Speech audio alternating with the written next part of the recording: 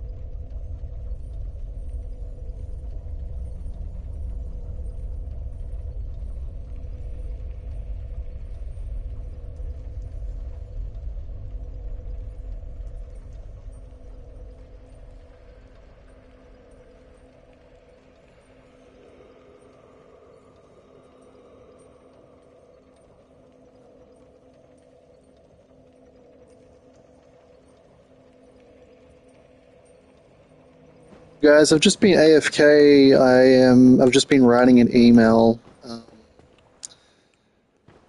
Just have to lodge like a complaint about something. So I'm almost finished. I'll continue in just a moment.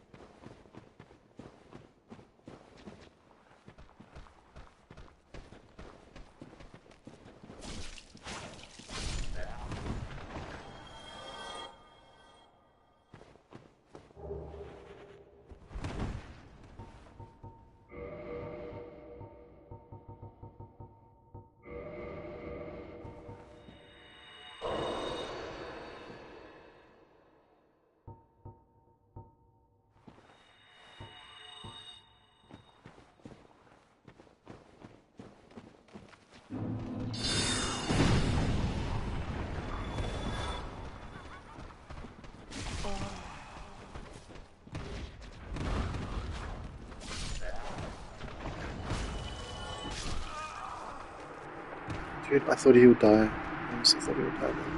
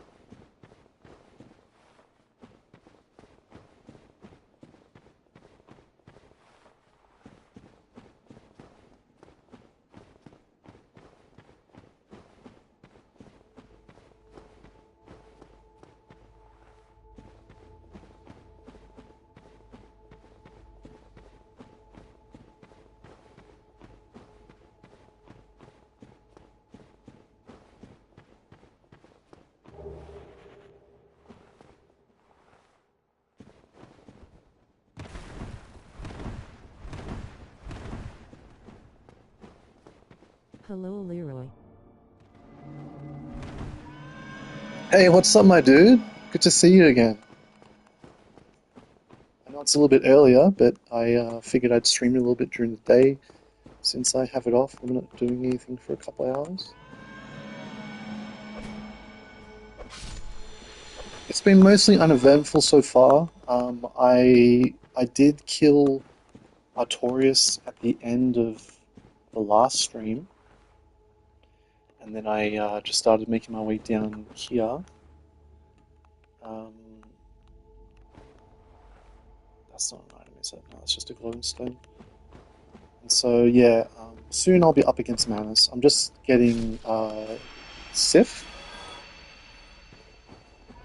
And what's kind of cool is this playthrough I haven't gone for 4 kings yet, and I haven't killed Sif, spoilers, in the main world.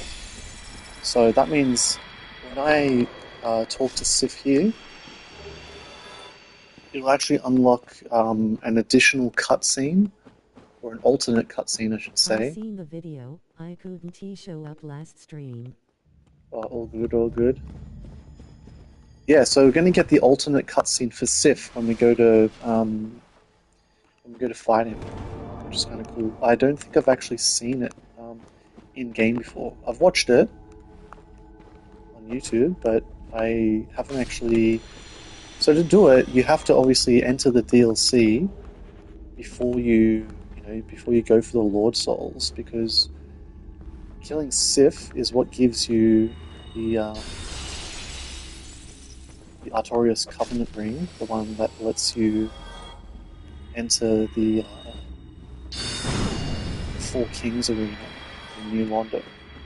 So I figured, because there's a lot of sorcery stuff in the DLC, a few spells and Oh, I never have seen it in game either, shit. just on YouTube.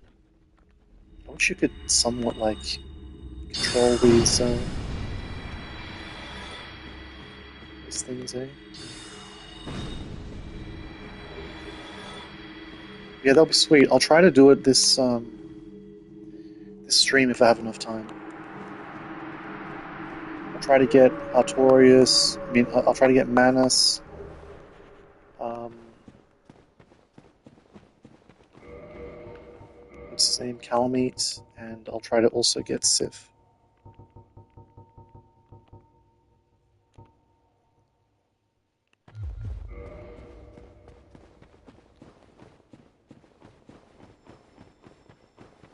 Okay, so I'm just going to go and unlock this shortcut.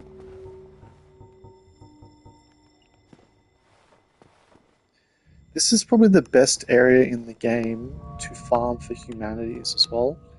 Just pop a few, soft humanities, put the ring on, and then you just farm those like ghosts. This should pop me out near the arena, right? Yeah, here it is.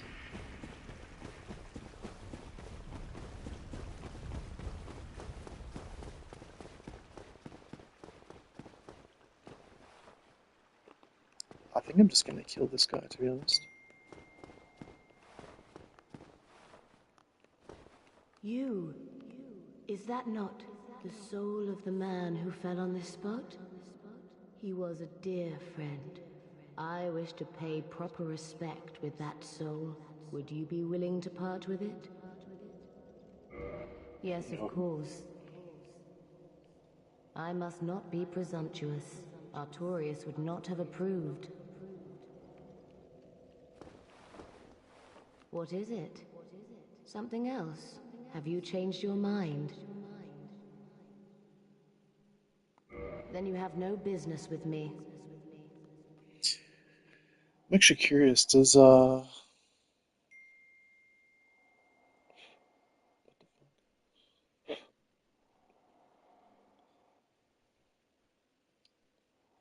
this guy's name? Kieran or something? I'm just gonna ask chat real quick.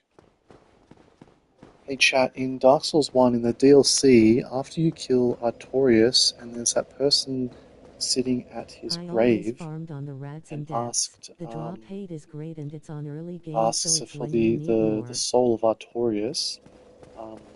Does this unlock any kind of like additional storyline or anything like that? Or what's the, what are the options? What's the benefit of handing it in versus keeping it for yourself? After you defeat Artorias in the DLC, the character in his grave is Kieran. If you give her the soul of Artorias, she rewards you with 2 weapons, the Gold Tracer and the Dark Silver Tracer. However, this doesn't unlock any additional storyline or change the game's plot. If you choose not to hand over the soul, you can use it yourself to craft the Abyss Greatsword at the Giant Blacksmith. Alternatively, you could kill Kieran instead. Defeating her drops the same 2 weapons plus her armor, and you get to keep the soul of Artorias for your own use. There's no gameplay penalty either way, so it's really about whether you want the weapons without a fight, or prefer to use the soul yourself.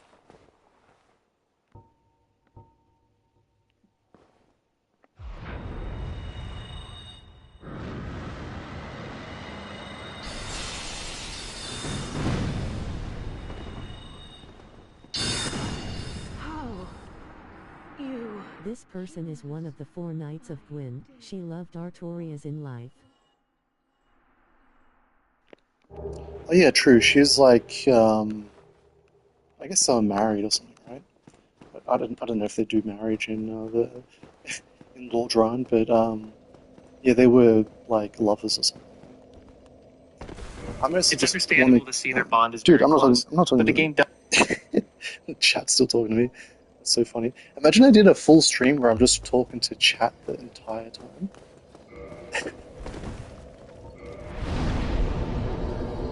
Okay, so I'm gonna just increase my endurance a little bit more.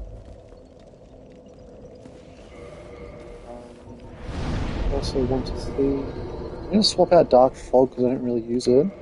I did get Dark Bead just now, and also something else, right? Black Flame? Yeah.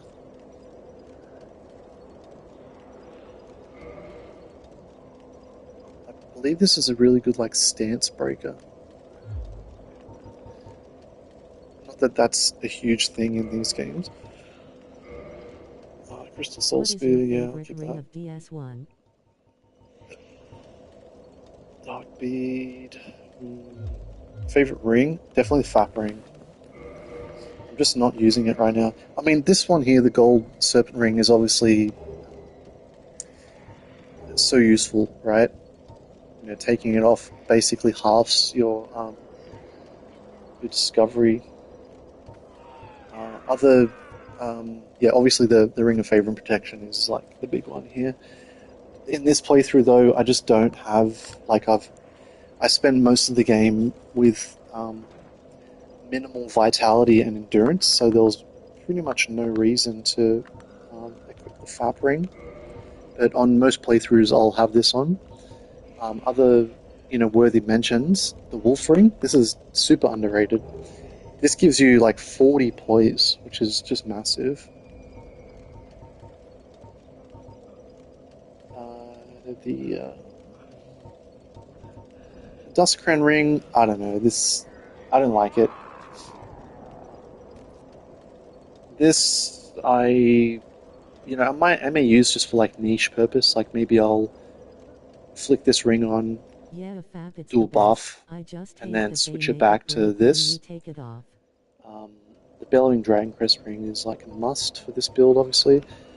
Havel's ring is another very, a very useful ring. Huge bang for buck. Like right now, this is giving me another 30. It's giving me like 50% extra equip load. Is it percentage based? Actually, let's look it up. In Dark Souls 1, how much equipment load does the Havel's ring give? Is it a percentage or flat amount? And also, what are all of the bonuses for the Fap ring, the Ring of Favor and Protection? Every playthrough I just accept that I just have one slot In Dark of Souls ring 1, because of Havel's this Ring stupid increases your thing. maximum equipment load by 50%. The Ring of Favor and Protection, often called the Fap Ring, boosts your maximum HP, your stamina, and your maximum equipment load all by 20%. The FAP ring breaks if you remove it, so you can only equip and unequip it once. Exactly, dude. Like, yeah, this game only has one ring slot. That's 100% correct. It's just like if you're leveling your your HP and your vitality and your endurance, if you are getting any points from that, like why would you not um, get 20% more value out of that, right? It's huge.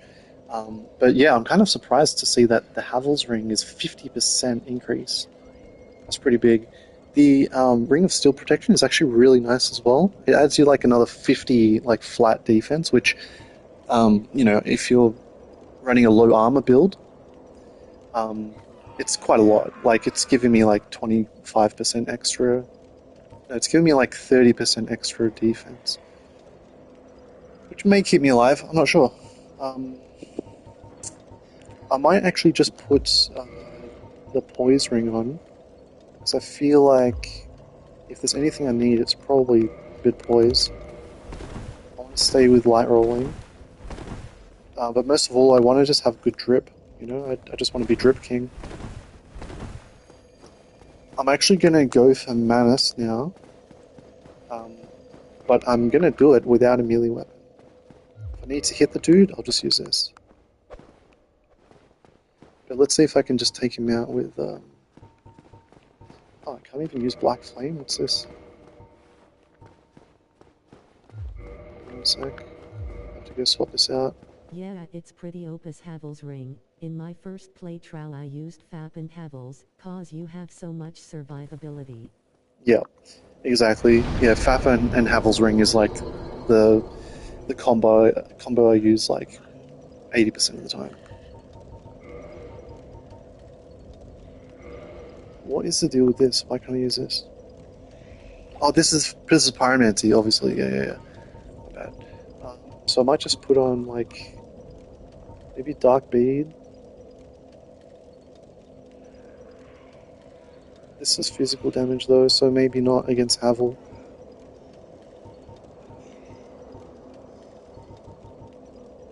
Dude, imagine if you could crystal weapon. Wait, let me try something. This would be crazy if you could actually use a catalyst and like put it on.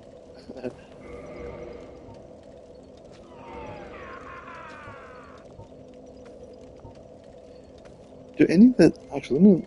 So in Elden Ring, you can obviously you can have your main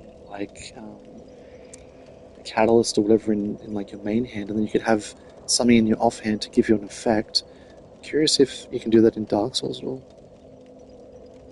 Let's just ask chat. Hey, so in Dark Souls 1, are you able to equip like a different catalyst in like your offhand to give you extra, effect or anything? Similar to what you can do in Elden Ring, how you could say, wear like 2 Dragon Communion incantation things and get, additional effect. In Dark Souls 1, catalysts don't provide extra effects just by being equipped, unlike in Elden Ring where dual seals or catalysts can stack bonuses. The damage or effect of a spell in Dark Souls 1 depends solely on the catalyst you use to cast it. Simply holding another catalyst in your offhand won't boost your spell power or add any special effect. You can cast spells from either hand, but no passive bonuses carry over between the 2 catalysts. Okie dokie. That answers that.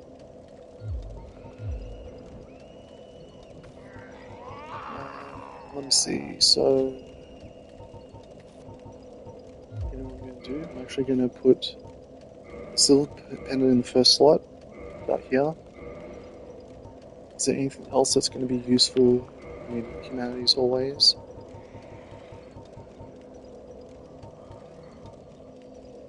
Can't put goldline resin.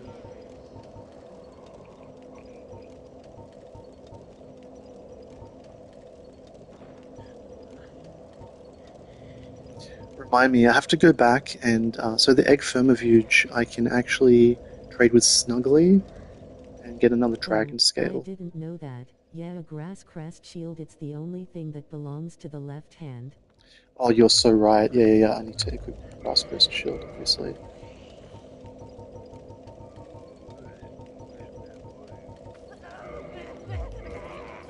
Just feels kind of illegal doing a 3,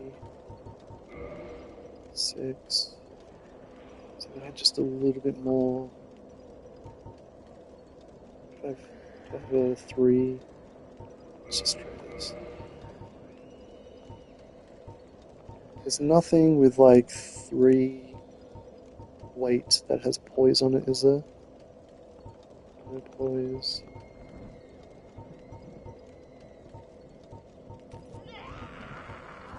I think the lowest poise thing is this. The lowest weight to poise ratio. 5 weight and you get 6 poise, as opposed to 6 weight where you get 7.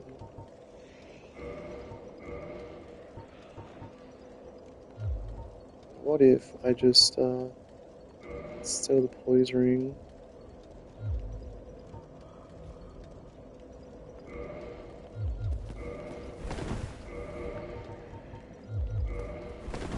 Yeah, I was hoping I could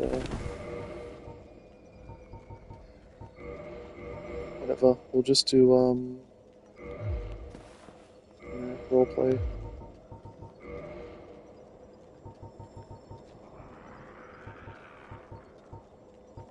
Do Sorcerer boots.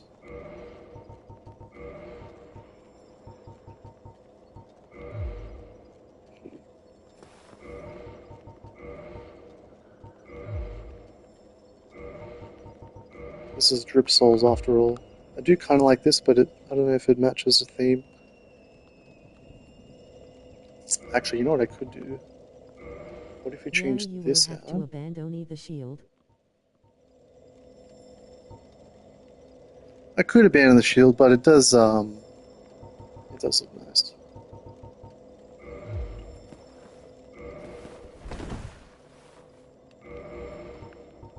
Yeah, the other thing I could do is actually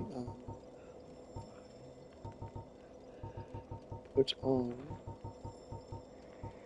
just the Crown of Dusk.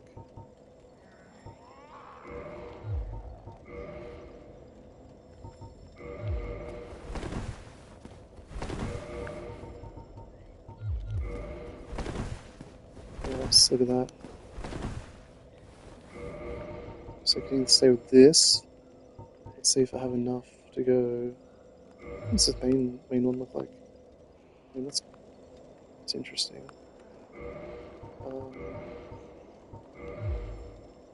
That's crazy.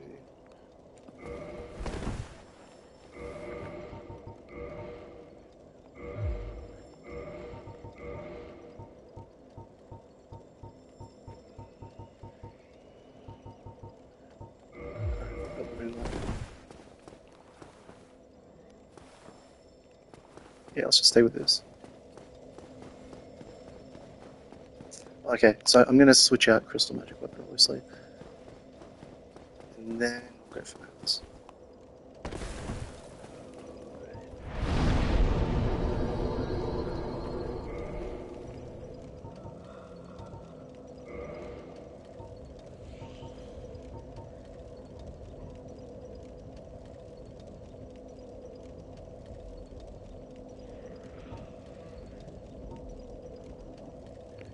It says this works with great shields. Does it work with regular shields? It does. Interesting.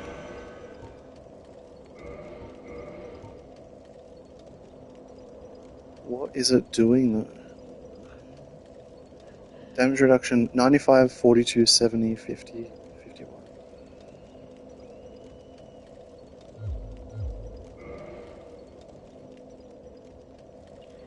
Is it still on or did it run out?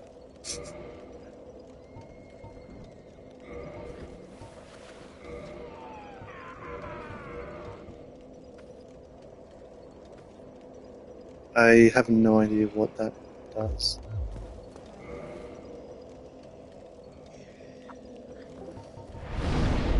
Hey chat, in Dark Souls 1, what does the magic shield and strong magic shield do? In Dark Souls 1, both Magic Shield and Strong Magic Shield are sorcery buffs that enhance the shield in your left hand for about 15 seconds. Magic Shield boosts your shield stability by roughly 20% and cuts magic damage taken through blocking by about 70%, which also reduces the stamina you lose when blocking.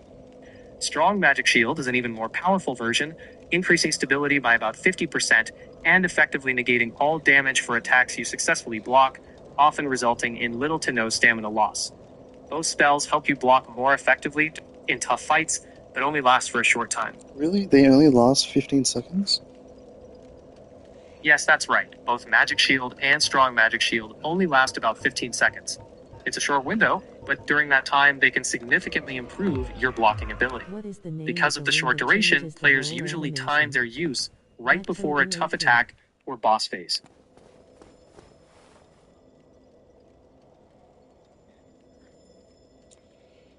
Oh, yeah. Okay, so what's the name of the ring that lets you like do a cartwheel?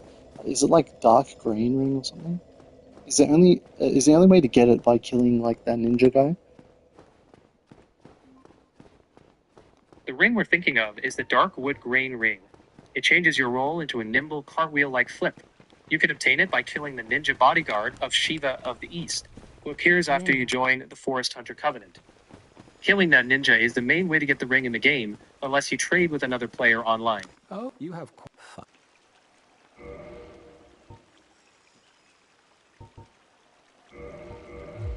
I'll be seeing you.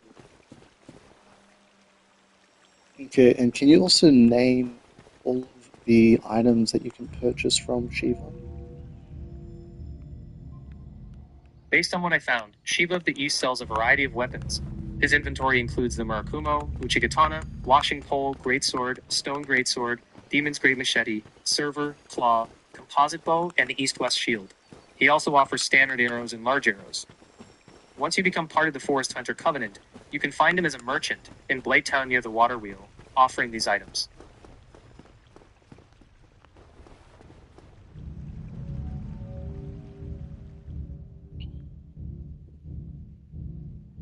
This What do you ring get if was you so kill him? opus in PvP back in the day. If you kill Shiva of the East, he drops the Murakumo weapon and the Iron Round Shield. Those are unique to him. Keep in mind, killing him will make you lose access to his shop and break your covenant with the Forest Hunters, so plan accordingly.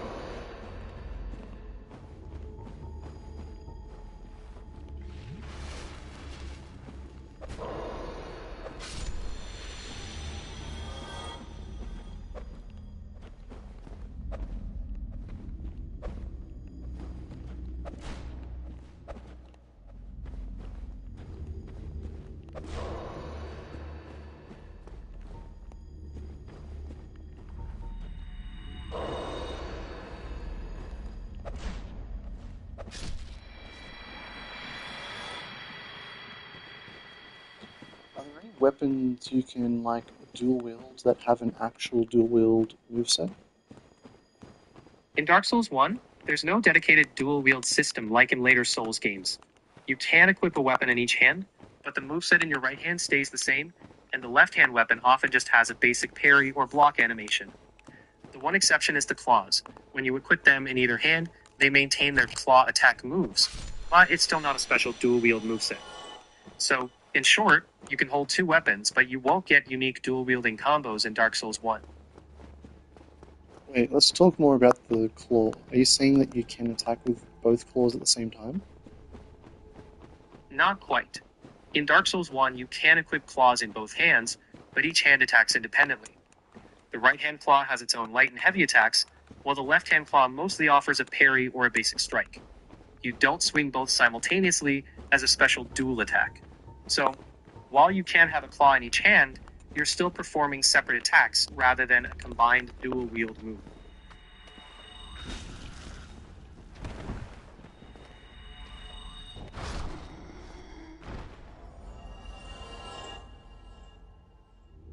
Hold on. So why was that like specifically mentioned if you can't, use them as dual wield?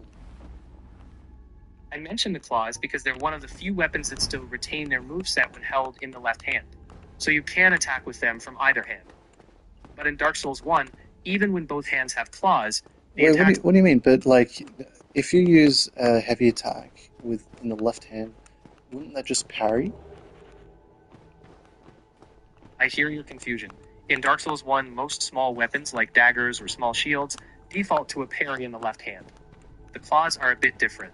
If you equip a claw in your left hand, the light attack usually gives you a claw swipe, and the heavy attack still acts as a parry. So you can attack with the left hand claw using the light attack, but not with the heavy attack.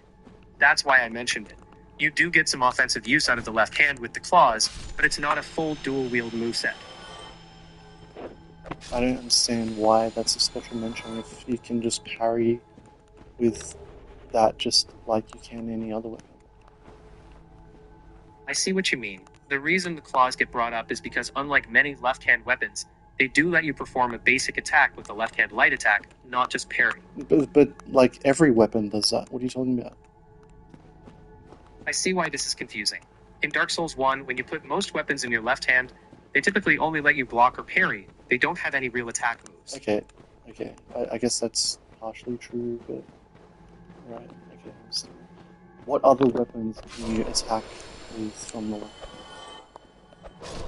In Dark Souls 1, a few smaller, lighter weapons can attack from the left hand with the light attack button. Examples include daggers, some curved swords, and claws. The heavy attack in the left hand usually parries rather than strikes. Most larger weapons don't have an attack move in the left hand. They block or do nothing.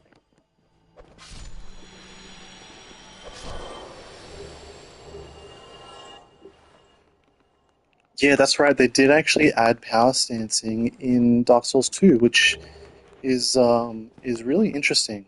But the way to do it is you need to have like let's say it's like the requirement is like all strength, right? Let's say you need 30 strength. Do you need like 1.5 times that to power stance or something ridiculous?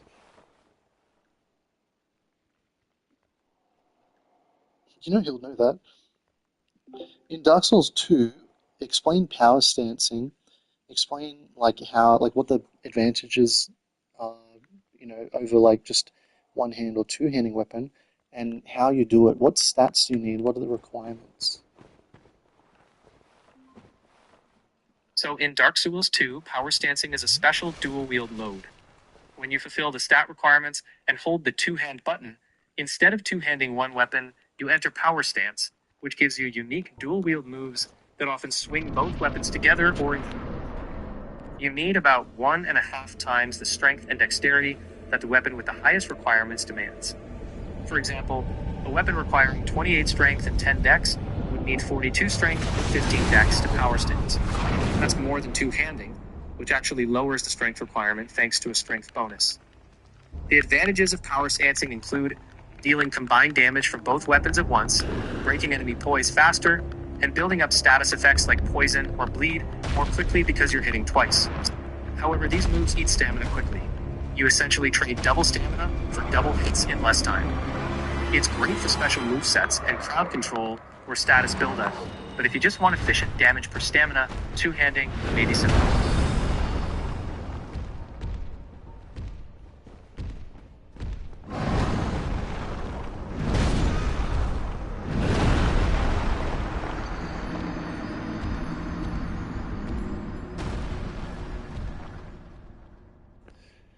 Yeah, just an awful first attempt. I was a little distracted, but that was just bad on my part. I don't actually know what's the quicker route, this way or the other way. Rapier power stance, it's so opus, break the game, literally best build from the start. I actually do have Dark Souls on the PS5. I will stream it.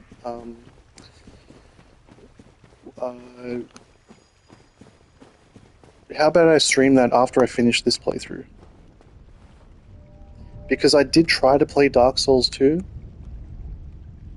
I got up to... I don't know where I got up to. Couldn't tell you. I feel like I need to start a new character just to... just for the variety, to do a different build. I basically just leveled up adaptability. I didn't level up a whole much else, but I think it may be fun to do like a kind of like a tank build, maybe like a power stance tank build. Just wear like some kind of heavy-ish armor and use like 2 weapons and just kind of wreck stuff, kill stuff before it kills you type build.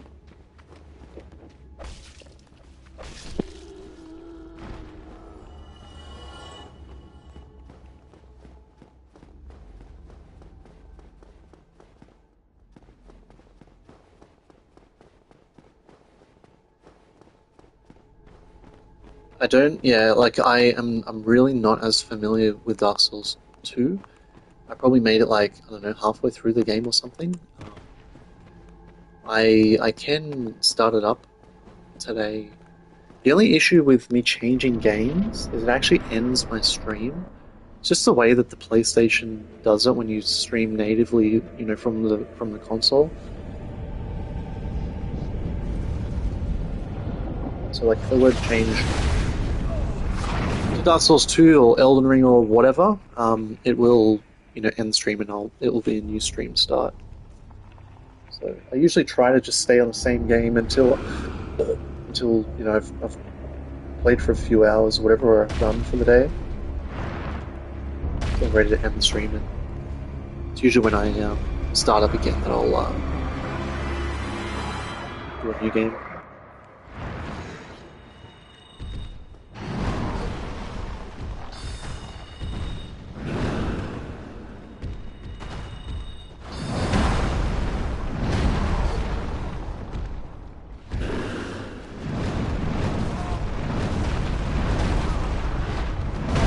Be nice. I can help with the ADP problem. The sweat spot, it's when agility it's close to 100, past or before it's bad. Yeah, I did look up because like I was aware. I was made aware maybe like a year ago or something about the whole agility adaptability thing and the different like breakpoints. So I did level up to get my agility to those different breakpoints. So I was sitting around 100, and when I hit the point where it starts to get like diminishing returns, then I started investing into like strength and vitality and stuff. It's just like even with agility at those breakpoints, like you do get caught by some bullshit attacks like that shouldn't have hit you. Like you'll be nowhere near where the hit should have landed, and you'll still get hit. It's pretty annoying.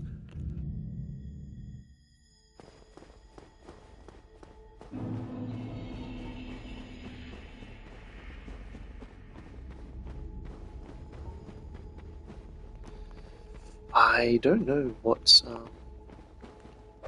spells I should really be prioritizing. Let's go.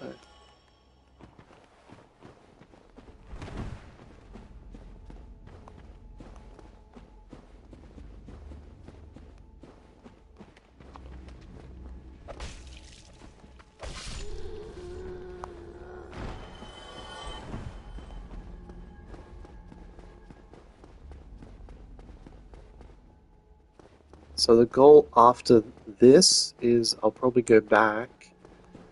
I'll go for Sif. Sadly, that's because they did the roll a little differently from DS1. The surf frames are just when you are at the middle of the animation. Right, yeah. And then like depending like what threshold you're at, you may get like 8 invisibility frames or 6 or whatever. And like there's a limit to it as well. Right? So even if you dodge perfect, like you may still get hit in some instances.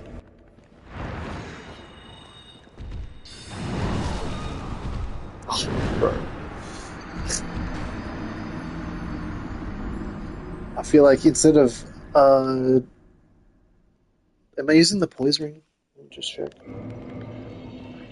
Yeah, I might just have to put on this guy.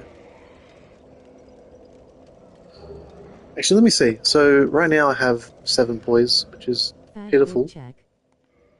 Yeah, exactly. I'm gonna see if I can do it without leveling up my vitality. So here's my options, right? I can use the Ring of Steel Protection, which just adds like a flat like 50 defense. Let's try that first of all. Otherwise, the other option is to put on Havel's Ring, and then I can put some heavier armor, which will give me a little bit of poise as well. It takes a lot of time to acoustum. But Don't know the word for what I want to saw. yeah, I don't know. I don't want to lose the drip. If I put Havel's Ring on, then I'll be forced to wear something that may not look as nice, which is it's a big issue for fashion souls.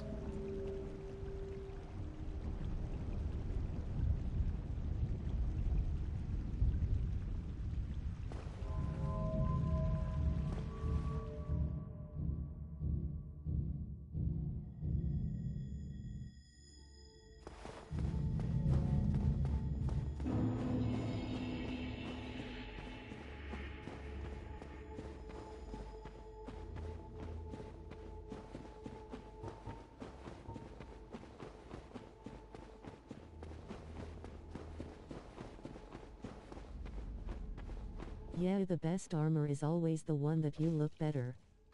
Fashion over That's it, my stats. man. That's it. Fashion souls. Hey, cheers for tuning in, by the way, guys. So, yeah, we just got to kind of get the flow of the attacks. And the biggest issue here as a sorcerer is obviously the cast time. So, like, I may have to throw a few dark orbs at him.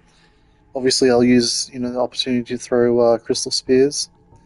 And as I'm walking around, I'll try to get on the soul mass.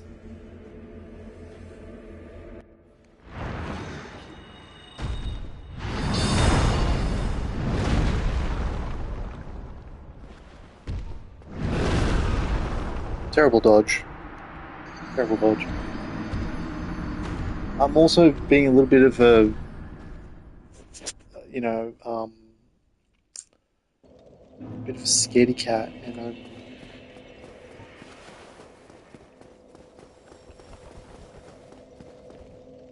I'm not getting up close to him, which may help. I actually have an idea. If I use Dark Bead, that shoots a whole lot of You have projectiles, right? killed Ceaseless Discharge. I do think the armor in his arena it's pretty good and also look good. Dude, I'll give you one better. I haven't even killed Pinwheel.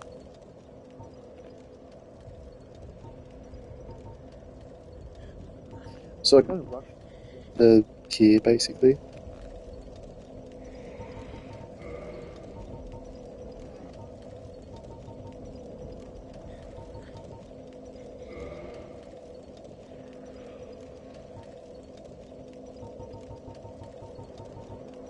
Wow.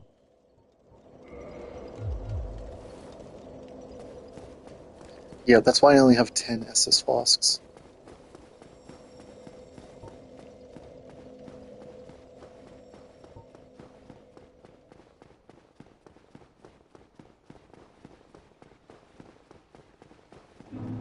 What I'm going to do actually, I'm going to start a fight. I'm going to hit Rocking the this. gold I'm going to handset hit with the grave Soul side. Mass. I'm going I to straight dodge. up look like the Grim I'm going to Reaper. try to shoot Pretty one of sure these the off. set was always near Cecil's. And then maybe a Dark Orb. And then when I get up close to him, I'll shoot Dark Beads.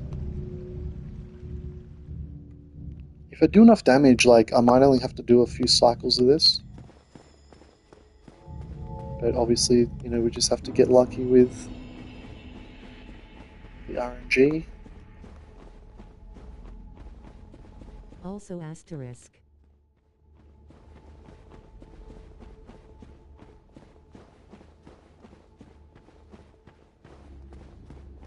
Yeah, you guys are totally right. That armor is exceptionally good for magic resistance.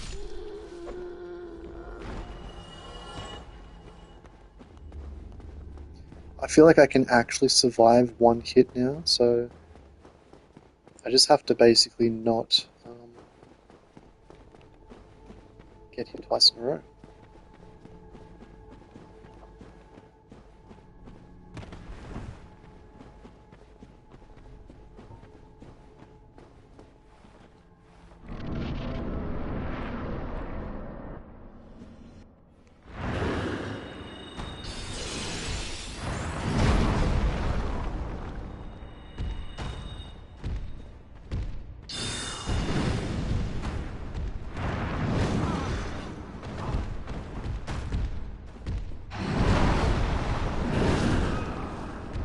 I actually did not think you'd do a second swing there.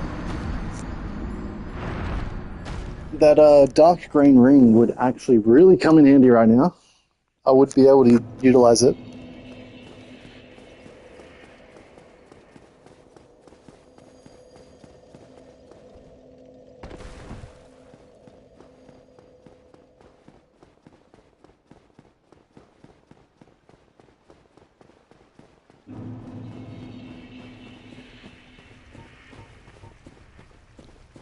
I do like that opener though. I think I'll do that again. Low key though, I also the ninja ring, yeah, exactly. It'd be nice just to be able to flip out of the way. I think that has it has extra iframes as well. I think it probably makes your dodge like 20% better, essentially.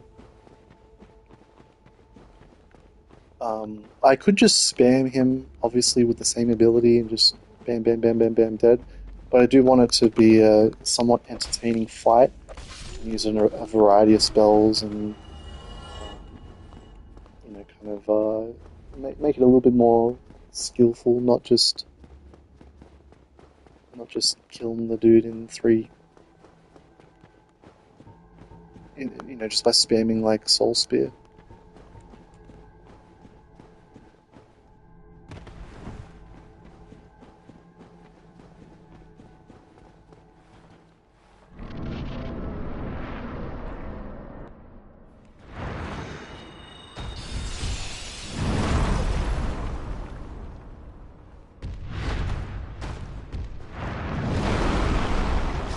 Fuck's sake, dude. I just walked into that fucking stone column. And I couldn't dodge the way I was meaning to.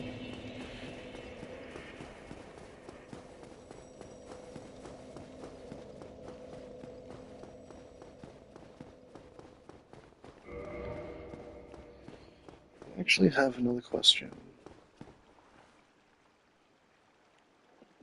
In Dark Souls 1, in the DLC, there's like, you can get like the bloated head and another one from like the casters. What does that do? Does it have any special effects? Does it increase your spell damage? The Bloated Head and Bloated Sorcerer Head in Dark Souls 1's DLC are primarily cosmetic helmets with some defensive stats. They don't boost spell damage. In fact, according to the Dark Souls wiki, these heads actually increase the damage you take from headshots, meaning arrows or bolts to the head hurt more. The Bloated Sorcerer Head is slightly enchanted and offers different resistances compared to the regular Bloated Head, but neither provides any boost to magic or spell damage. You can't get like the robes or any of the other, equipment that these casters wear, right? From what I could find, the robes worn by the caster-type enemies in the Artorias of the Abyss DLC don't appear to be obtainable as player equipment. There is no indication in the official wikis or player discussions that these caster robes drop as items.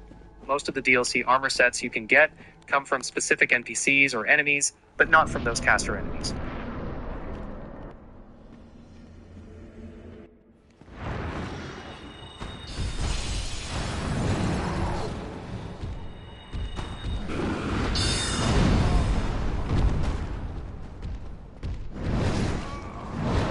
Bruh, I just rolled straight into his attack. really trying to get behind him.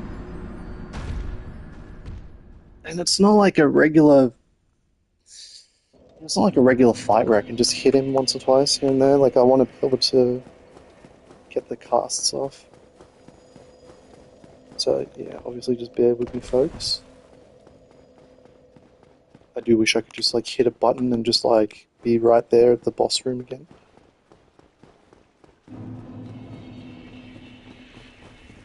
Fortunately, we do have to do this run back.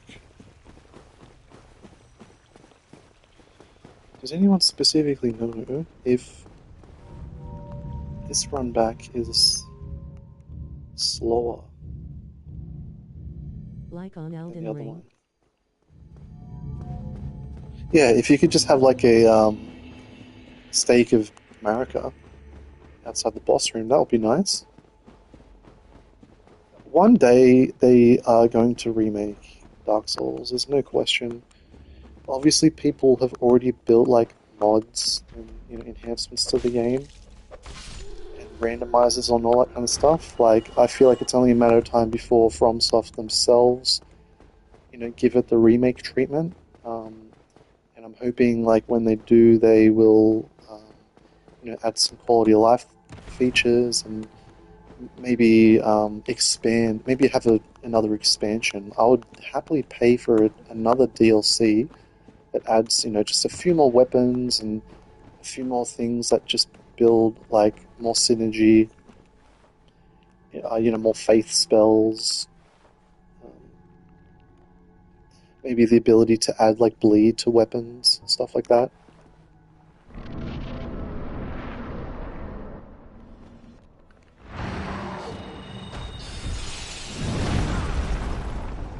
I went to dodge there, it just didn't recognize it fast enough.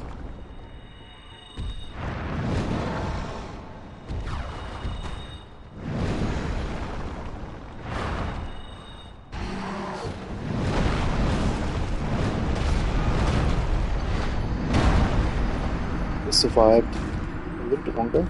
I do like the run backs, there are some that are big, but I do think that this is good for first time playthrough.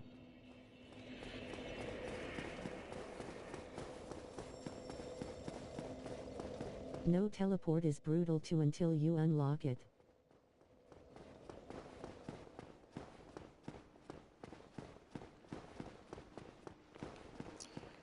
You know what? I'm not mad about the teleport, like the warp feature, because like that really, it would, if you got the warp feature earlier on, it would take away from like the interconnectedness of the world and basically make it so like shortcuts are just not even required to be unlocked.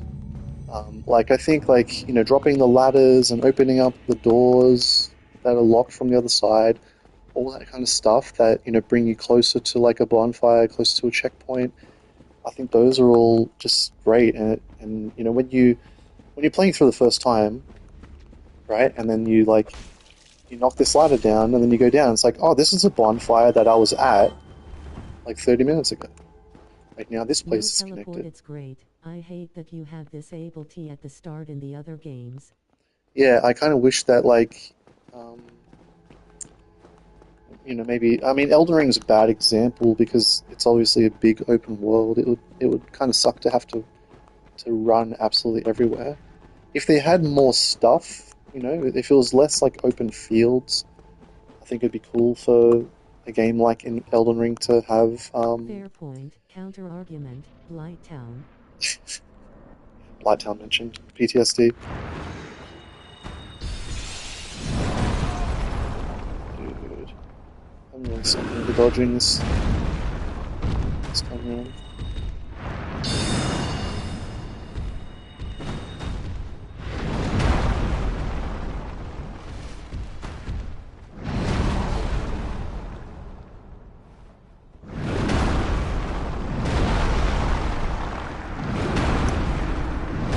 I understand why that hit me, but I think the hitbox is too big for that attack. That was with his like staff or whatever he's slaying the ground. I know I rolled a bit too early, but dude, come on. I actually don't like Dark Bead. I'm gonna switch that out. Before I do, let me just see how much it does against these guys.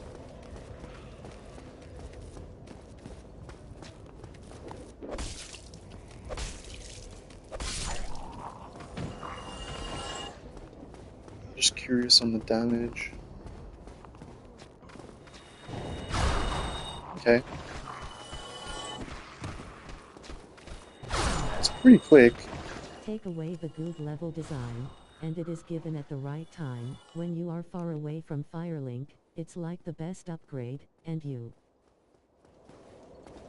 What would be cool if you had like areas like Firelink, but then like every single area like links, links back to there, um, and really like makes it, even more central. Like, wouldn't that be cool?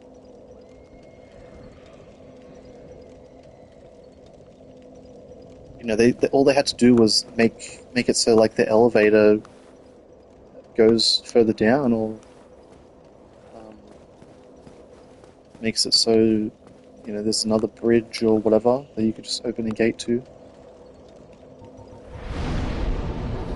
I would really love to to be on a project, an official, or even an unofficial like modding project, or whatever, where the idea is just to expand on these old games, and just kind of rebuild them out, expand on them, build expansions and stuff. Like, I don't have all of the technical knowledge, but I think working with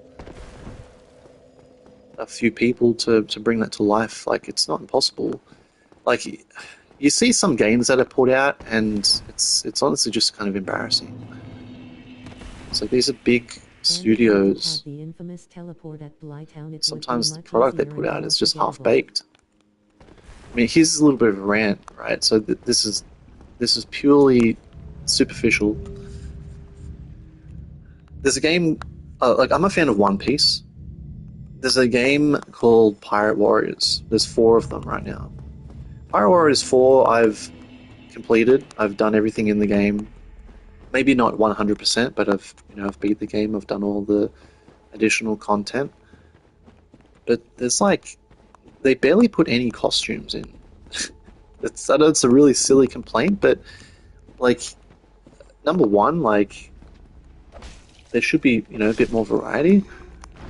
Even if there are more paid like costumes or whatever, just to change your appearance, like, it's a very, very simple thing that they could have done, either for free, like, where you have to unlock them in game, by doing different challenges or whatever.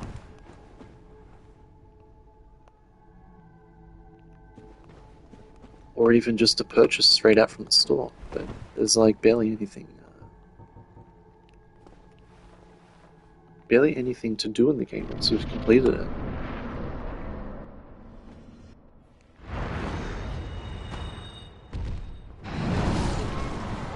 This is one shot. Yeah, he didn't even get poisoned. I was just really curious to see if he would take that. I guess not.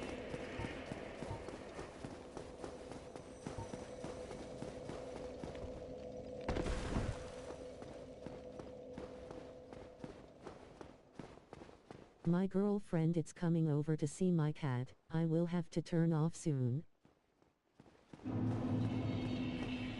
Very nice. That's okay. I may kill MANUS. I don't think I'm going to get KALAMEET today, though. At some point within the next couple of hours, I'll also have to end the stream anyway. I'll have to go and pick up my girlfriend from work,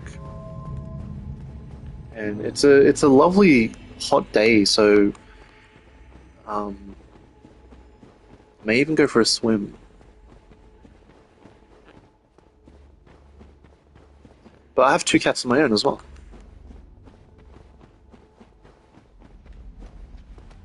It would be nice if you could kill MANUS before it. I saw what he was about to do just too late. That was a dark bead. That wasn't just a that wasn't a single projectile. That was definitely dark bead. Okay, I have to switch off this anyway. What if I just go in as chameleon and then he won't be able to notice me? Oh, I do have 2 cats, one them had been castrated today.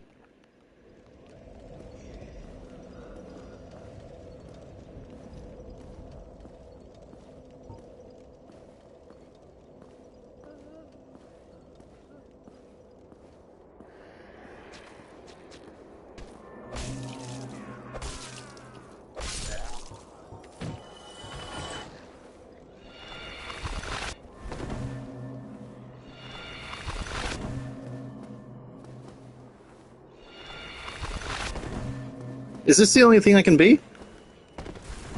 Is it like a single thing in each area?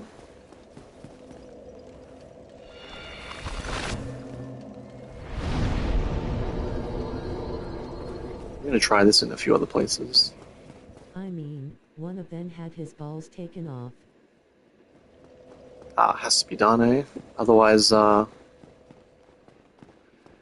they become a bit of a nonsense.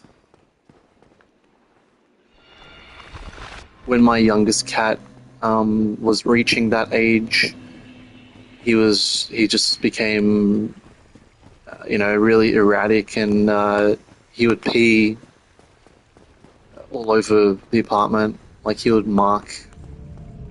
He wasn't actually marking. He wasn't spraying, but I think he was just instinctually, marking his territory or whatever. But the moment I got him fixed, he stopped. It's just a hormonal thing.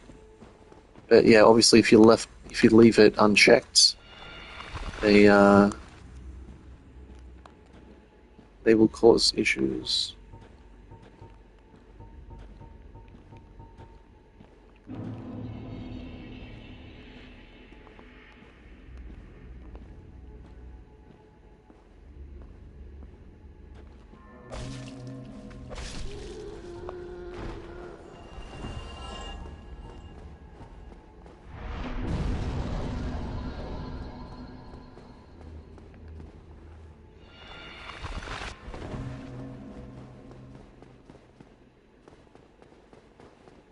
Yeah, I think you can transform into That anything sucks, else. dude. I thought that you could transform into, like, just different things in the environment. But maybe in this area it's just that. It's kind of stupid.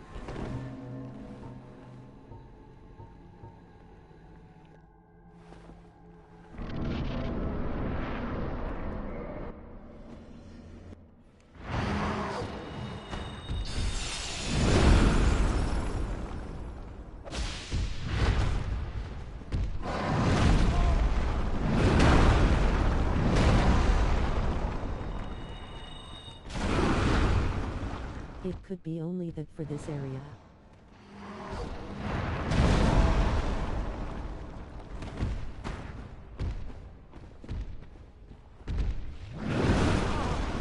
For her to get some range.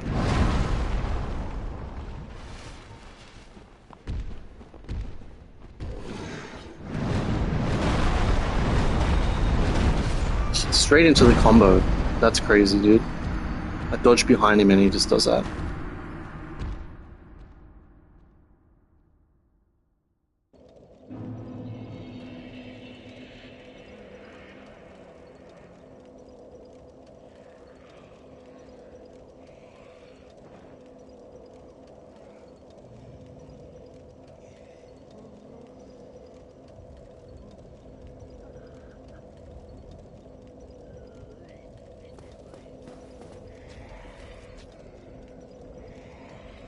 Curious, actually, if my local swimming spot at the river is Nice.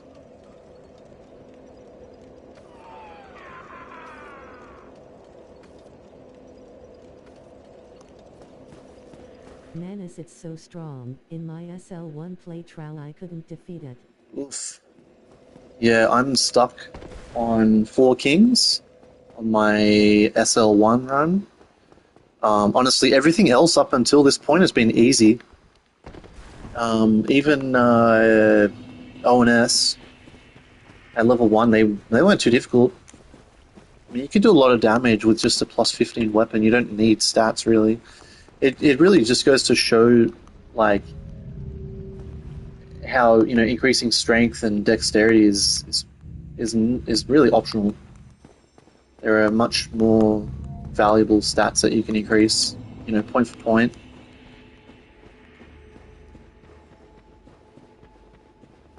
Especially with when you get like power within and you get a good weapon maxed out, and I mean, I mostly just use the reinforced club. That's obviously an amazing weapon because it swings quick. It has a nice, you know, jumping attack for the heavy, and it has bleed as well. Does good poise damage, and you can infuse it. So when you slap on like resin, or even just like as a SL1, you can get magic weapon because it only requires 10 intellect, right? Yeah, the way I had around 4 kings was combustion. It does a crazy amount of damage. Yeah, it's hard to do enough damage, and basically no hit, you know, against 4 kings. Especially when like the second one and the third one, if they pop up before you kill the first spawns.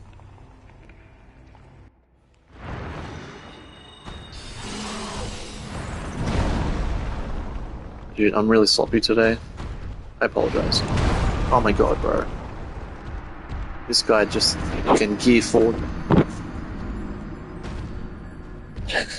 I want a steak of America so bad. You should make it so once you die to the boss 50 times, you end up just spawning directly outside his room.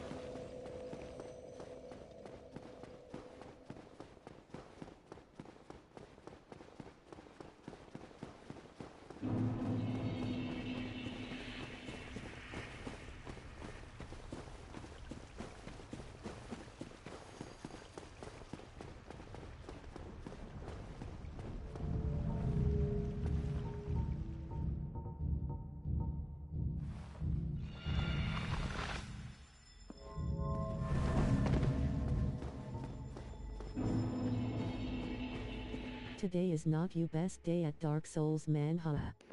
Honestly, dude. You know what set it off? I got this email from my weekend job, and like the weekend was just fucking crazy for me.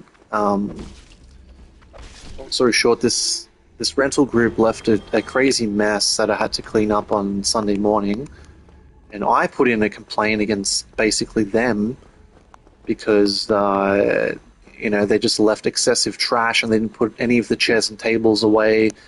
The CSRs, they should be enforcing them to put the stuff away in the storeroom. The storeroom was fully unlocked and open. They just decided to not do it. And the CSRs obviously didn't care. And, you know, even though I did a really thorough clean job on Saturday, I fully cleaned the floors. There was, you know, tons of spills and mess and sticky stuff from, you know, kids' summer camps on like during the week, and so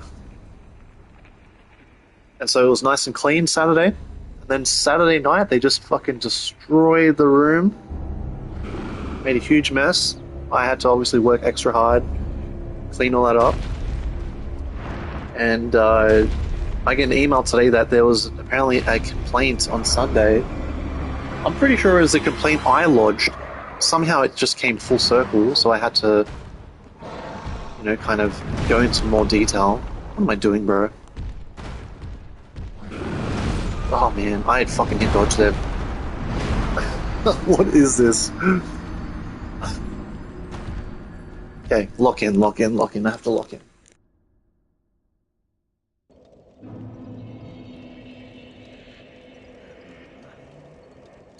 Yeah, I'm just a bit frazzled because I was kind of letting that go. What do you do for a living? I work in facilities, like facility maintenance, but like that can involve a whole bunch of different things. It could be fixing stuff, it could be painting stuff, doing different kinds of setups and repairs, cleaning and sanitization.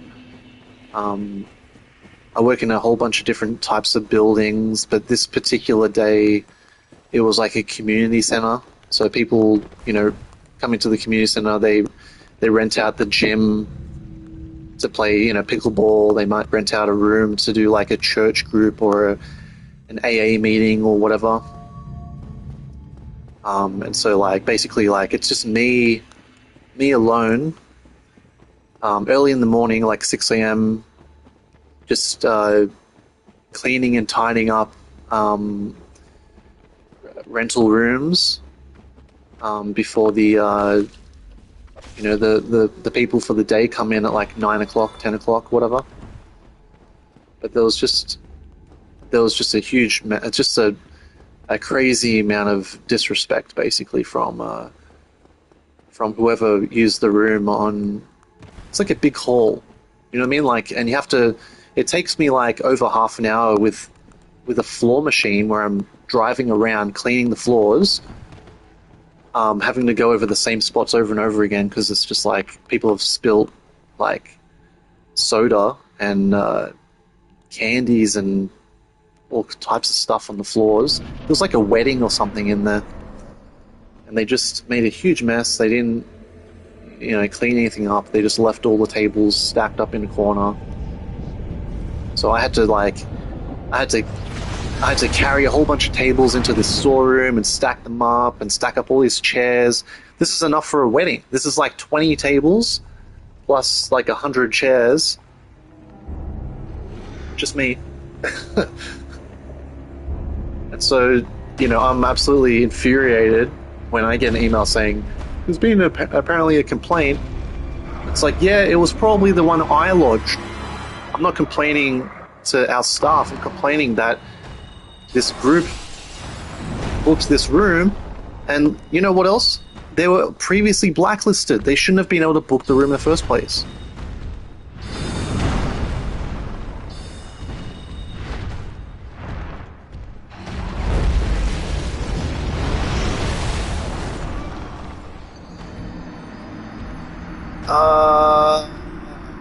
You saw me switch to the silver pendant. I hit it. It just didn't set off the effect.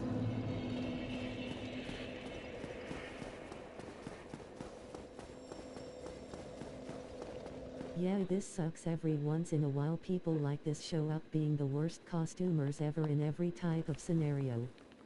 Yeah, I genuinely think that there wasn't any complaint made by anyone on the public, because Sunday morning when people started coming in, everything was good. Everything was tidy.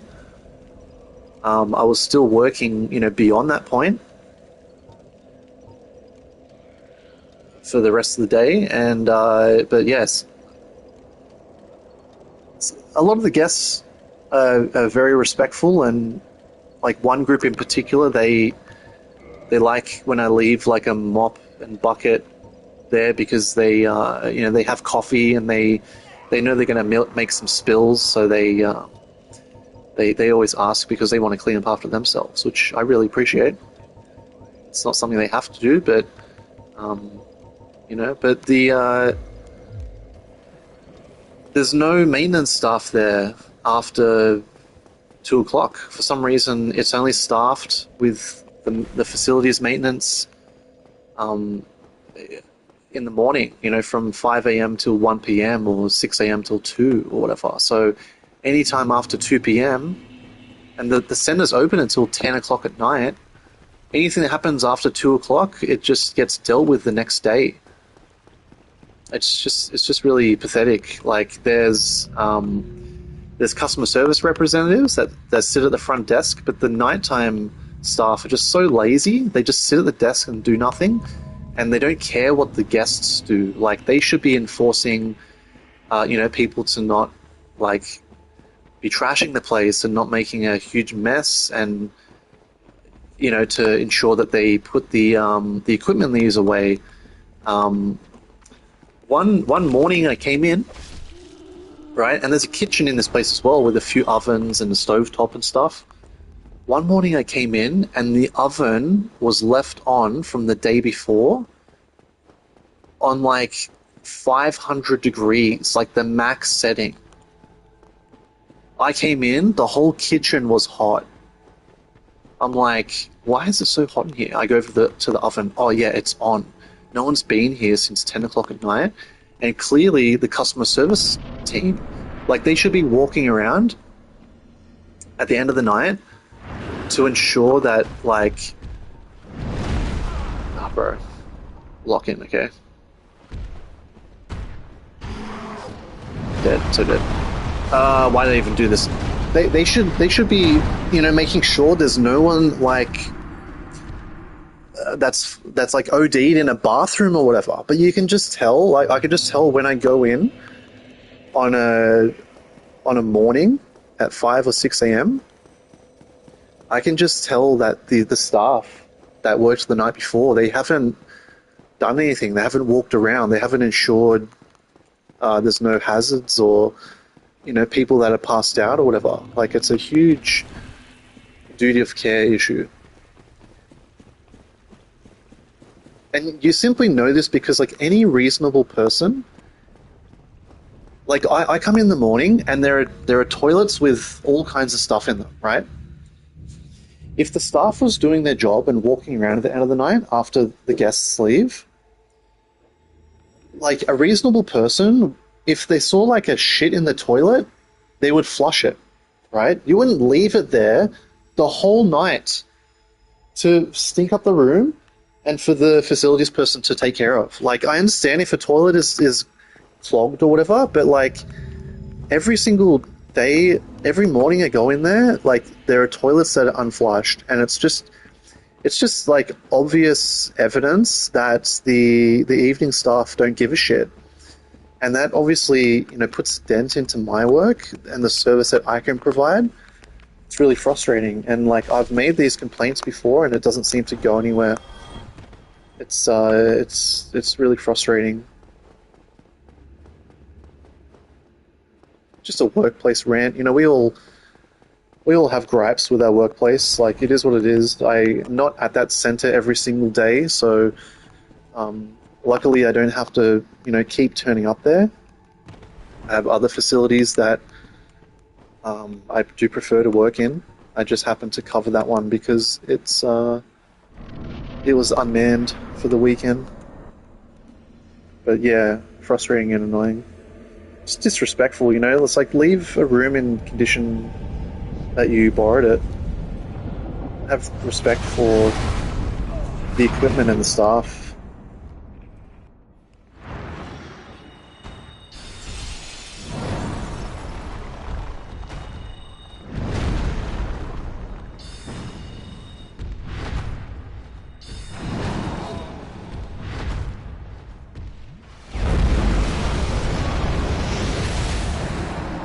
And bro, I didn't know he would cast Dark Bead right there.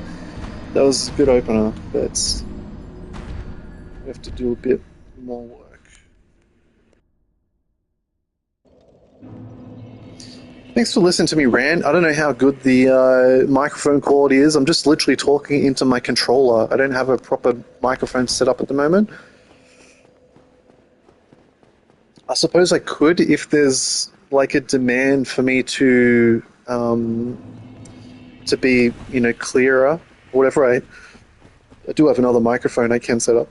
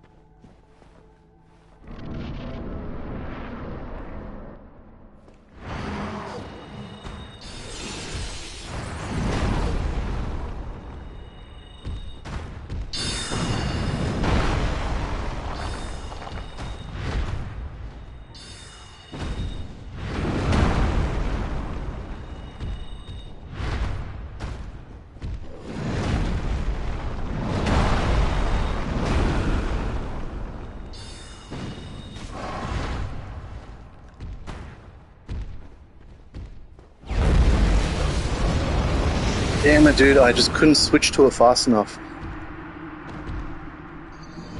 I saw him baking that up, and I just hit down instead of holding down. So if you have something in the first slot, if you hold down, it will allow you to cycle back to the start. But there is a slight delay, right? So it is kind of hard. I keep myself in the second spot so I can use my flask. But yeah, this does have a bit of a wind-up time. Don't want to get caught using a humanity or something.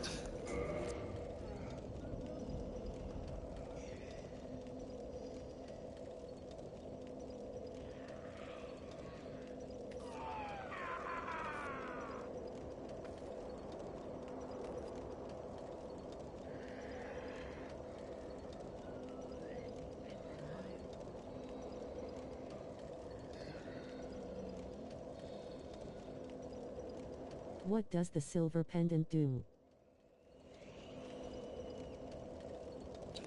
I'm glad you asked. So this is actually an item that's semi-hidden.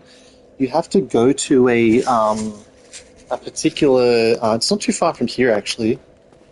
Down there in like the township, there's like a secret wall that's it's near where you pick up dark.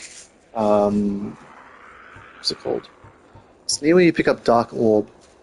There's a room that you have to like cast light or use a lantern to open, and what the silver pendant does when you use it, it gives you a shield around you that lasts like a second or two. You can kind of spam it, and it'll actually it'll make the spell projectiles bounce off you. So it's like complete immunity as long as you're able to cast it in time to block his spells.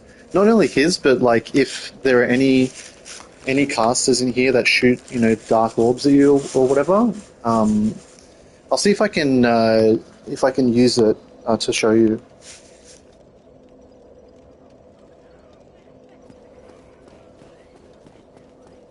I'll try to use it against the dark magician guy that's up here.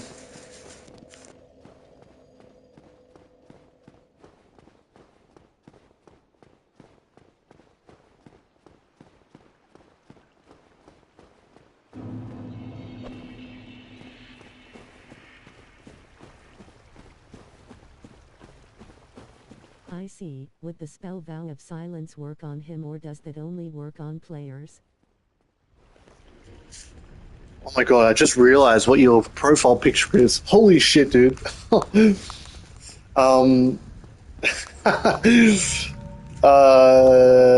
don't know.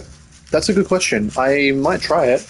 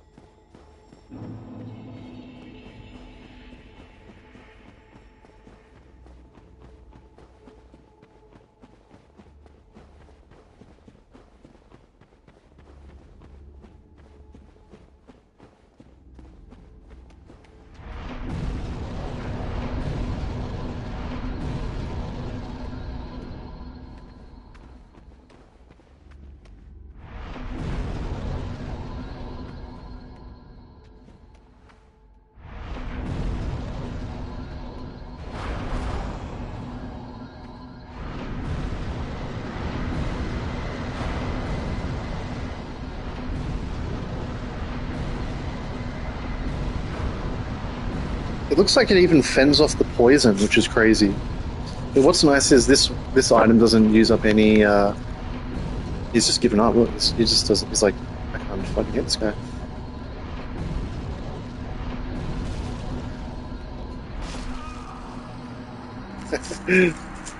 It obviously doesn't do anything against melee attacks.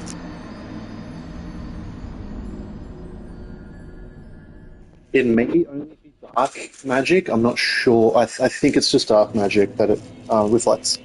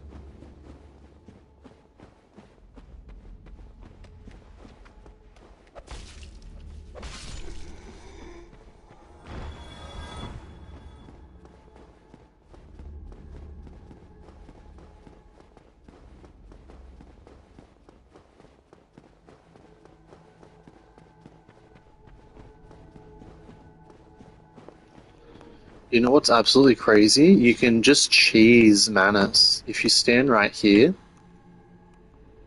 Is this late game or DLC? I don't think I've come if you stand across right the here, you can earlier actually one. see him down there with the red glowing eyes. You can stand here with like a sniper bow or whatever and actually kill him from a distance. This is, I guess, technically the last boss of the DLC. There's only really 3 bosses in the DLC. There's Artorias, and then you have Manus, and then there's the Black Dragon Kalameet. Kalameet's kind of like the additional optional boss, but like killing him. He drops a really nice sword as well.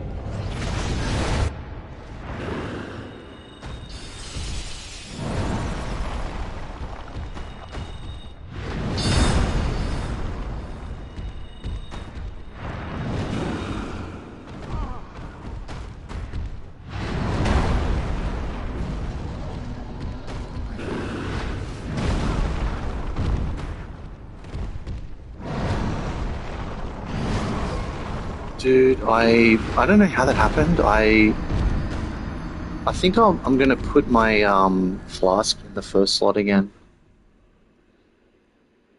Because that time I used the pendant, I actually meant to use my flask. But to rest.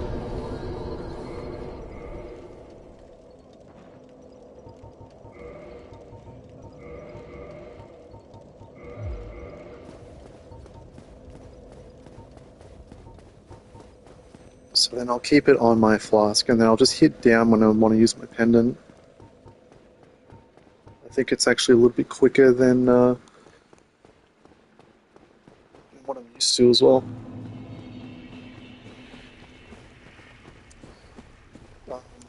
So you know what I'll do? Let me get in here.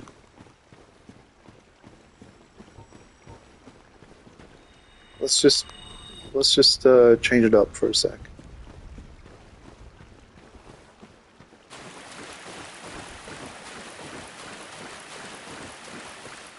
Hey buddy, I came here last week. You owe me rent. You're dead. Your whole family is dead.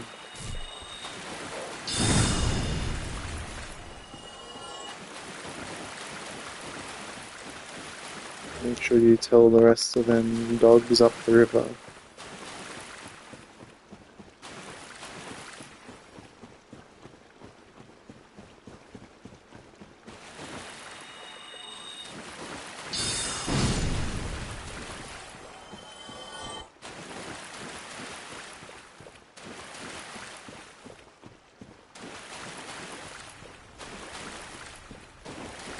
think I'll just use my shield more.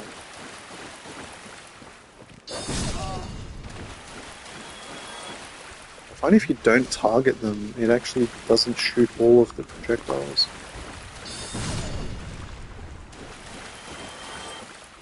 And you get like just in range. So what I'm going to do here, yeah, I'm actually just going to try to get this crystal lizard.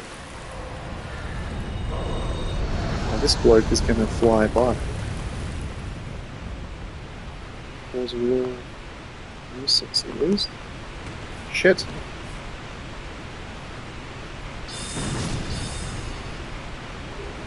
That's alright. I don't even know what I need time note for, to be honest. Now this guy hasn't landed yet. Okay, so if I fight him now, it is uneven playing ground. I'm actually just gonna... Is he gonna aggro if I go this way? I don't think so, yeah. I'm just gonna go around, see if I can get this chest.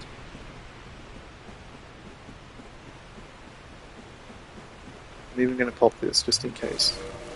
Let's put on fire defense.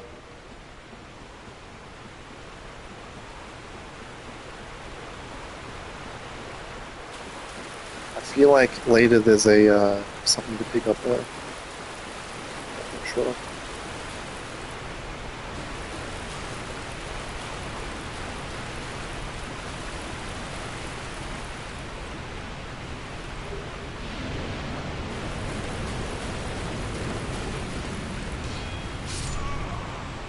Nothing you can do about that. It is technically possible to kill him when he's like this,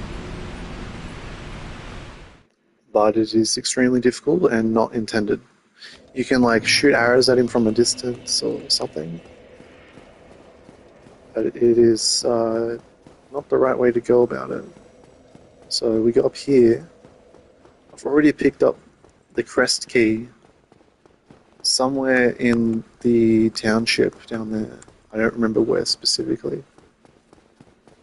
But the Creshy here, this should open up the door. There we go. And I'm going to talk to this guy, our friend here.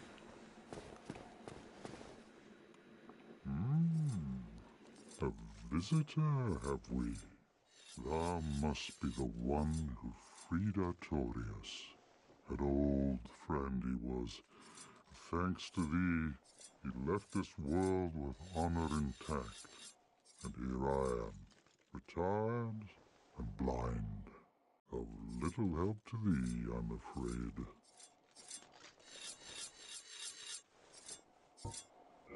Dragons, we knights, exhilarate Babylon with our twilight. Me? What good is it that I'm like? This guy has a few different things you can buy, nothing too crazy. This is really the only unique thing, his arrows. You may think, why? Why? You may as well pick up the carvings. Just fun little things that you can get. I don't know if he's going to do it right now. Do you have to kill Manus first? Black dragon posing. Maybe it's just after you kill Artorius, I don't remember. Okay, so here we go. Yes, I thought as much. He's called. You have to talk to him twice for this prompt. Dragon indeed, even mighty Anna Londo dared not provoke his ire. I see little good coming from this, but thy intent is to persevere to the bitter end. This is important.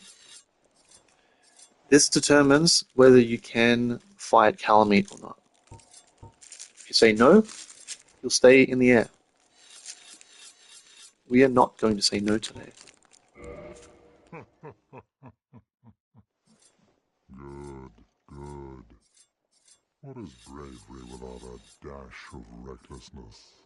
I've taken a liking to thee, and I owe thee much for thy service to Artorias. Now, watch, and see how Goth hunts dragons.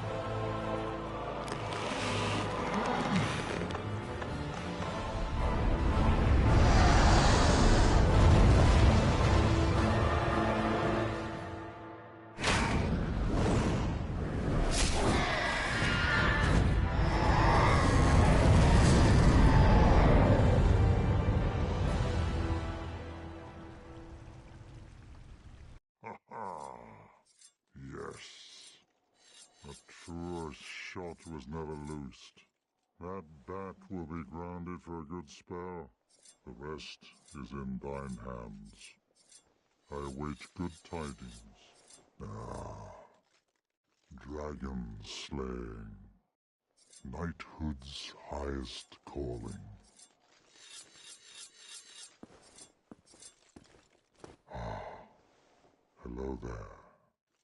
What of KALAMEET? He is an ancient dragon. Skyward or no, he will not be put down easily. Me? There's very little to be. What do we say, folks? Should we go for him? Should we try to best KALAMEET?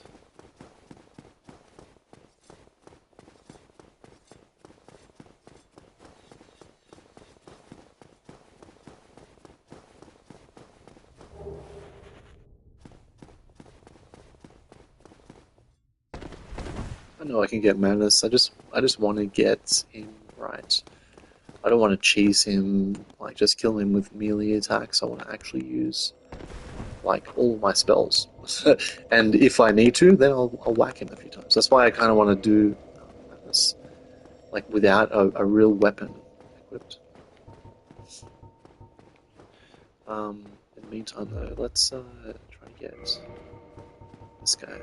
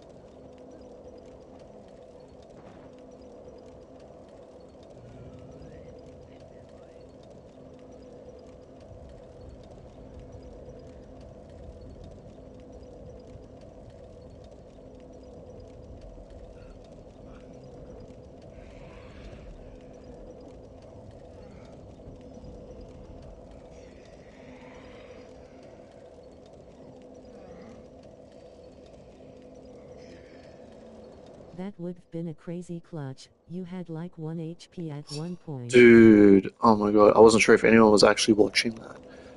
That was crazy. I'm actually making a clip of that right now because that's an insane first attempt. I do know this fight pretty well. He does like forecast his abilities pretty well. Manus is a lot more difficult because he's in the dark, right? He's literally in the abyss. It's really hard to see what he's about to do. And then he attacks so quickly and erratically. It's hard to get under him, around him, behind Manus, right?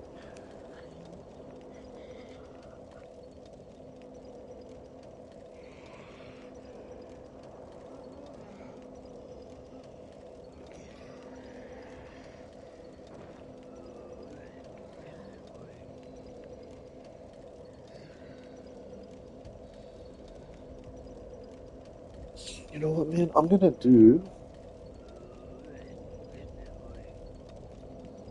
something.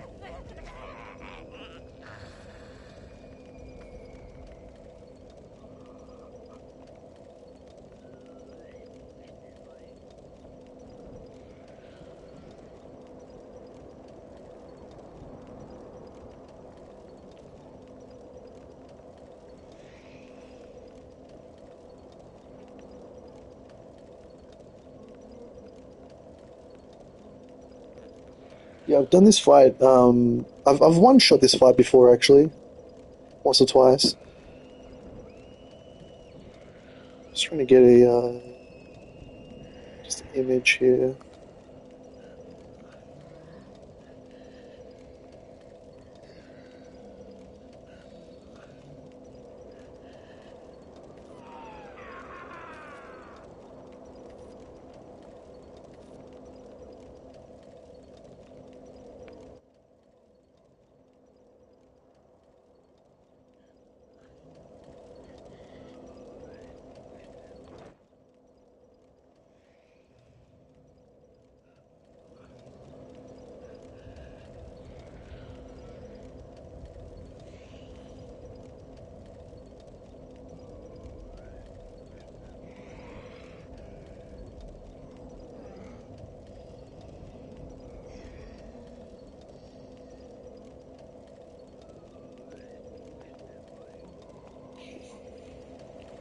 Okay, we got that. Should I try to get his tail?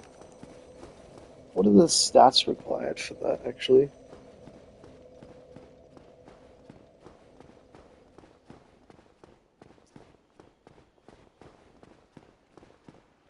Hey chat, real quick, in Dark Souls 1 in the DLC, KALAMEET, if you cut his tail, he drops a sword. What are the stat requirements for this?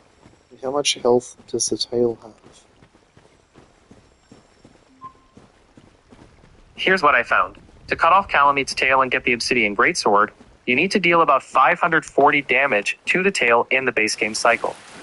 The weapon you receive, the Obsidian Greatsword, has very low stat requirements compared to many other weapons. When wielded two-handed, it requires only 14 strength. Some sources mention higher numbers, but the consensus is that the requirement is low. The sword doesn't scale with stats, so you don't need to invest heavily in strength or dexterity to use it effectively.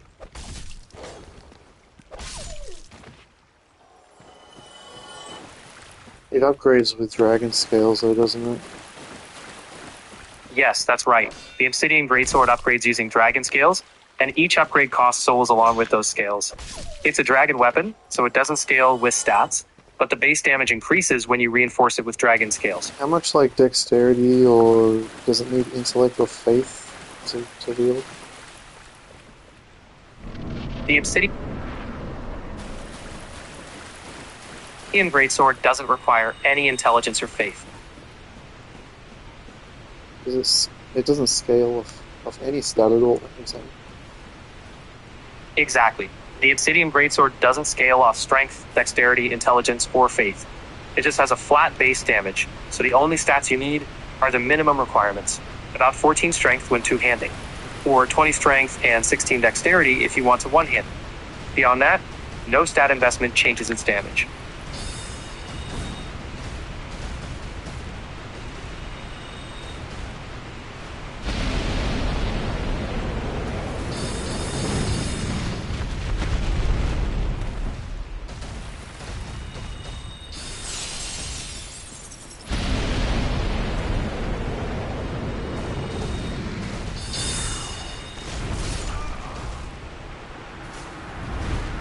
Unlucky, unlucky. So he does like. I know it can be a tough weapon to Dude, I'm farm not versus talking. I'm cutting not talking to you. Kalameet's I'm not tail. talking to you. I'm talking. Oh, dude, I forgot all about tail. To be honest, I was just in fight or flight, specifically fight mode. That was a good attempt actually. I should probably cut the tail. In all honesty, it's just getting back there that's difficult. I may have to use a weapon. Alright, let's just try with sorcery first. Not that way. Get across.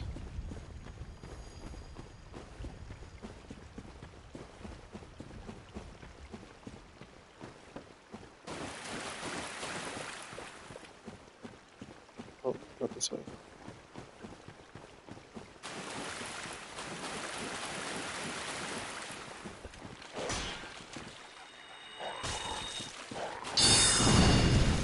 Wow, I cannot believe I accidentally used that.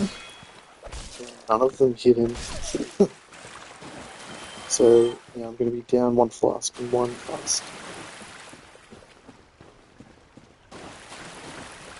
I can heavy attack to melee with this weapon, since it is a wand, I guess.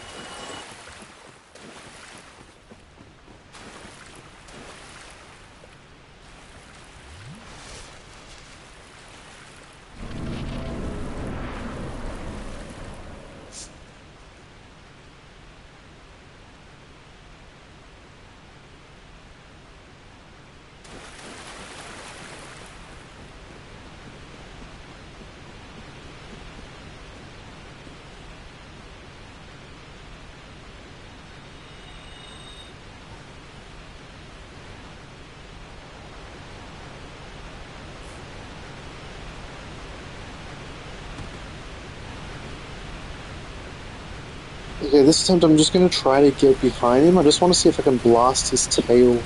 Because if I can hit it once, I can probably chop it.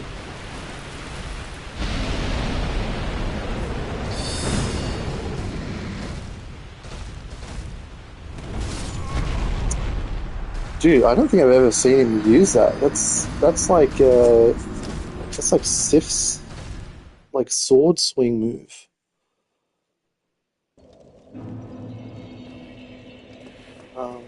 Yeah, he just tail whipped, back step, back flipped. Nice.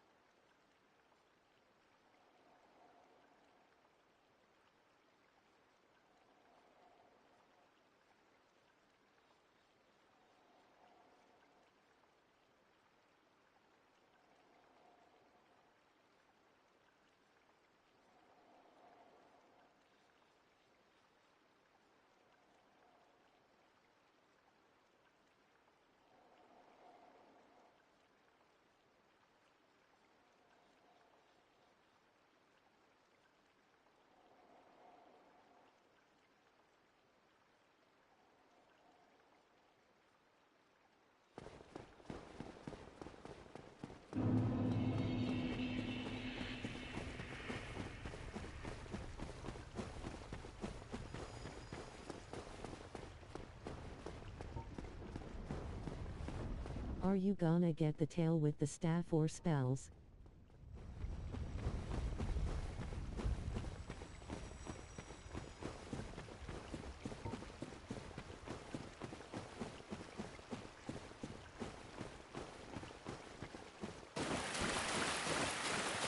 Oh yeah.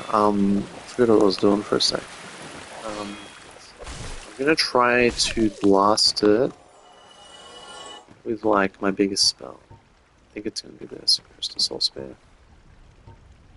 It's just like I'm gonna have to so precisely hit the tip of the tail because it's not a huge like surface area. The hitbox for what you can chop is it's difficult. It's really small. It's kind of like Priscilla's tail. If you don't get it in one shot, like chop it with a big strong hit, it's hard to get the dagger.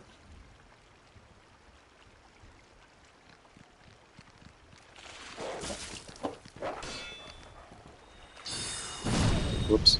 Okay, so that's gonna hit for like 1,000, right? That should be enough to blow it off, in fairness.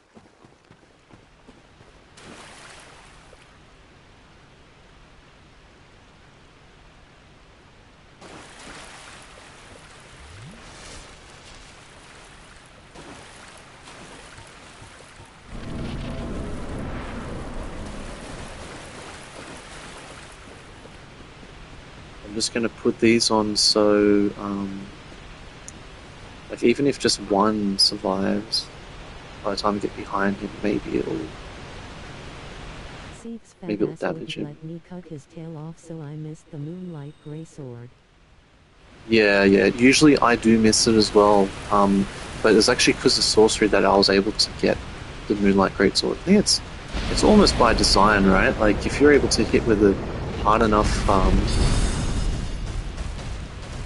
attack, like yeah, you're doing the thing, buddy. You have to try to bait his tail to come down.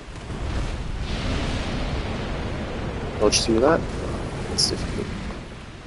So dead here, dead. Yep. I don't know if I could have dodged that forward, back, side to side. Dude, so it's very like last those little pieces. So it's kind of like the tip of his tail. It's hard to actually hit it.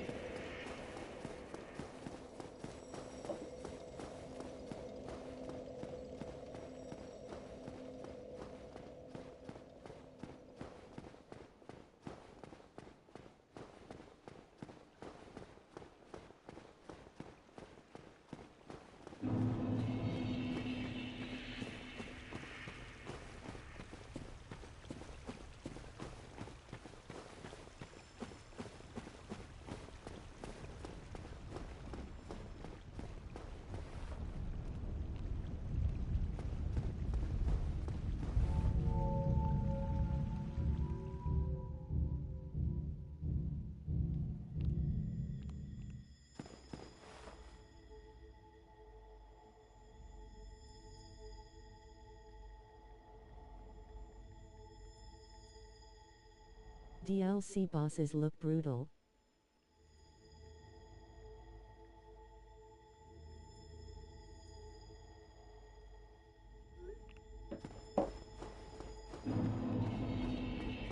I don't know why I just instinctually came this way, but I figured I'm doing it now.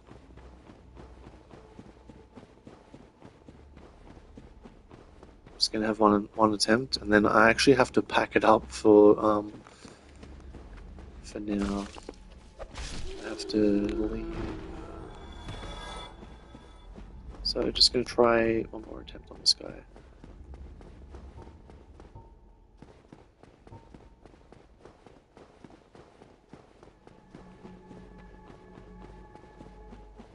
So the title of the stream is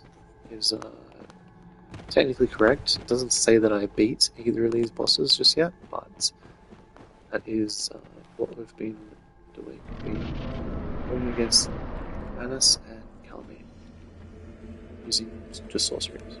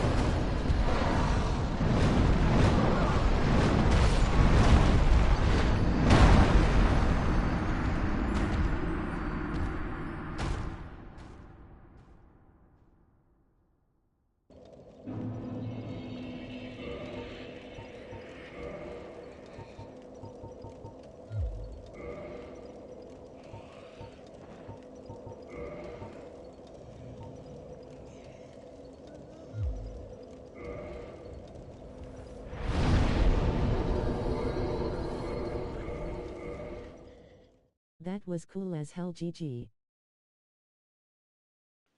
Thank you for watching, guys. That has been some entertainment today. Thanks for tuning in, subscribe, and I'll be back with more Dark Souls and other Souls-like games. Elden Ring is another one I play a lot of. I'm gonna start playing Dark Souls 2 again more, and also number 3, um, and just go from there.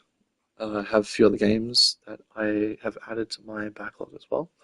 I just started Digimon Time Stranger, be playing that a bit more. I also want to restart playing the recent Final Fantasy game, Final Fantasy 16. I want to start that again, and there's probably a couple others. So any suggestions, whatever, feel free to leave comments, whatever, on the VODs on my channel, and yeah, just check the channel for highlights and stuff like that.